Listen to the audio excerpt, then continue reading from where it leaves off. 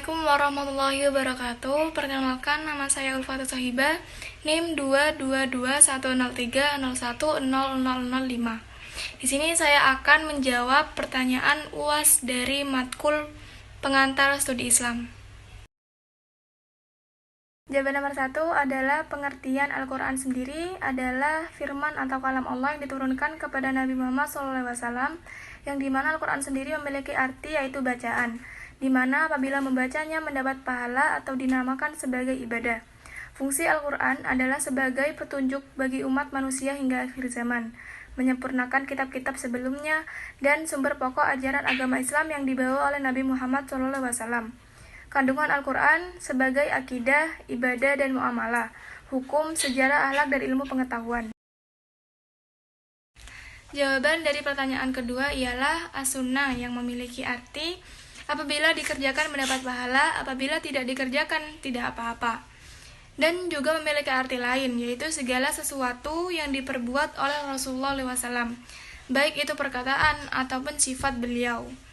Dan menurut saya, hadis, khobar, dan athar ini juga memiliki arti yang sama, seperti as-sunnah, yaitu segala sesuatu yang diperbuat oleh Nabi Muhammad SAW, maupun perkataan, perbuatan, ataupun sifat.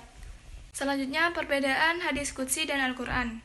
Di mana perbedaan yang pertama, Al-Quran diturunkan oleh Allah Subhanahu wa Ta'ala, sedangkan hadis berasal dari Nabi. Perbedaan yang kedua, apabila kita membaca Al-Quran itu sebagai ibadah atau mendapat pahala, sedangkan hadis ya kita tidak mendapat pahala atau tidak termasuk ibadah. Perbedaan yang ketiga, jika Al-Quran ini sudah tentu kebenarannya karena sudah langsung turun dari Allah, sedangkan hadis itu masih relatif. Baik, saya akan melanjutkan jawaban dari nomor 3, yaitu definisi ijtihad, di mana ijtihad sendiri memiliki arti sebuah proses penetapan hukum syariat dengan mencurahkan seluruh pikiran dan tenaga secara bersungguh-sungguh. Sedangkan kedudukan ijtihad merupakan sebagai sumber hukum Islam yang ketiga setelah Al-Quran dan hadis.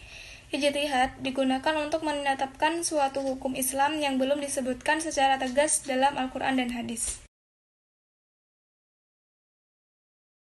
Jawaban dari soal nomor 4 yang pertama adalah Khawarij, di mana pengertian Khawarij menurut Ibnu Abi Bakar Ahmad Al-Syarastani bahwa yang disebut Khawarij adalah setiap orang yang keluar dari imam yang hak dan telah disepakati para jamaah, baik ia keluar pada masa sahabat Khulafaur Rasyidin atau pada masa tabi'in secara baik-baik.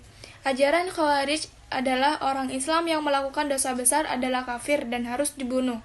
Yang kedua ada Murji'ah, yaitu muncul sebagai reaksi atas sikapnya yang tidak mau terlibat dalam upaya kafir atau mengkafirkan terhadap orang yang melakukan dosa besar, sebagaimana hal itu dilakukan oleh aliran Khawarij.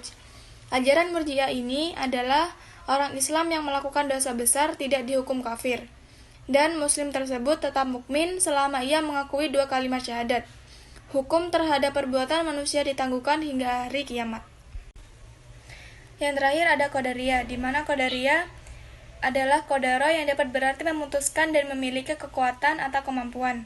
Sedangkan sebagai suatu aliran dalam ilmu kalam, Qadariyah adalah nama yang dipakai untuk suatu aliran yang memberikan penekanan terhadap kebebasan dan kekuatan manusia dalam menghasilkan perbuatan-perbuatannya. Ajaran dari Qadariyah adalah kaum Qadariyah berpendapat bahwa akal manusia mampu mengetahui mana yang baik dan mana yang buruk, walaupun Allah tidak menurunkan agama.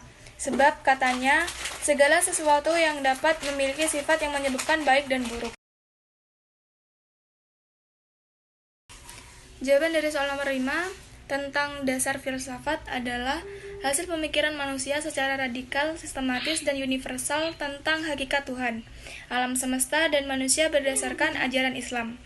Dan yang kedua, atau poin B, tentang implementasi tasawuf memiliki peran yang penting dalam membimbing manusia untuk menemukan Tuhannya, menghilangkan perasaan hampa yang dialami manusia modern dengan mengembalikan nilai-nilai spiritual yang telah dihilang dari dirinya.